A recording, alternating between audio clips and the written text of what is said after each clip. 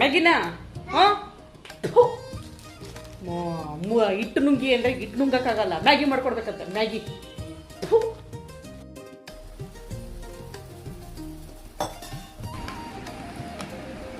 ತಗಲೇ ವಿದ್ಯಾ ತಗೋ, ಮೂರು ದೋಸೆ ಉಯ್ಯ. ಹಿಟ್ಟು ನುಂಗಿ ಅಂದ್ರೆ ಇನ್ನೇನ ಮ್ಯಾಗಿ ತಿಂದಾಳಂತೆ ಮ್ಯಾಗಿನ. ಇನ್ಯಾವ ಸೀಮೆ ಕೊಟ್ಟು ಮಾಡದ್ನ ಮ್ಯಾಗಿನ ಮನೆ ಹಾಳಾಗ. ಈ ಮ್ಯಾಗಿ ತಿಂದಾಳಂತೆ ಎರೆಹುಳ ಇದ್ದಂಗೆ ಐತೆ, ಇದು ತಿಂದಾಳಂತೆ.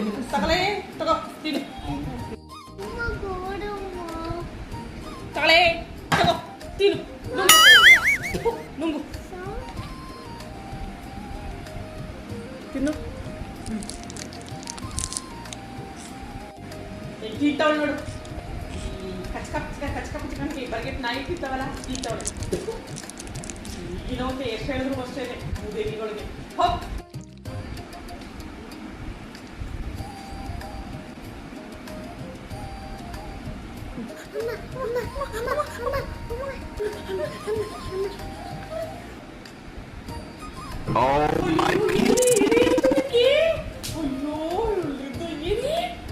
ಬಾಯಿಗೆ ಬೆಣ್ಣಾಕಾಗಿ ಏನೇನೋ ಮಾಡಿ ಏನೋ ಆಡ್ತಾರೆ ಕಣವ ಪುಟ್ಟನ. ಮ್ಯಾಗಿ ತಿನ್ಬೇಡ, ಕೊಡ್ಬೇಡ ಅಂದ.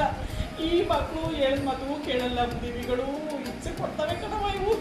ರಿದ್ಯಾ ಬಾಯಿಗೆ ಇಟ್ಟಾಕಾದ್ನು ಹೇಳಿದ ಮತ್ತೆ ಕೇಳ್ತಾವ ಇವು. ನೋಡಿ ಇದ್ದಕ್ಕಿದ್ರ ಮ್ಯಾಗಿ ತಿನ್ಬಿಟ್ಟು ಬಿತ್ಕೊಂಡವಳೆ.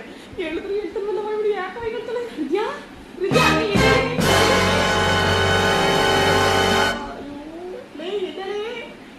ಮ್ಯಾಗಿ ತಿನ್ಬೇಡ ಕಡೆ ತಿನ್ಬೇಡ ಅದ್ರ ಕೇಳಲ್ಲ ಮುದೇವಿ. ಮುಂದೇನು ನಮ್ಮನ್ನು ಹೊಟ್ಟೆ ಉರ್ಸಕ್ಕೆ ಹುಟ್ಟವ್ರೆ ಇವರು. ಹೊಟ್ಟೆ ಉರ್ಸಕ್ಕೆ ಹುಟ್ಟಿದೆ ನೀನು. ಎದಳೆ ಏನಾಯ್ತು? ಎದಳೆ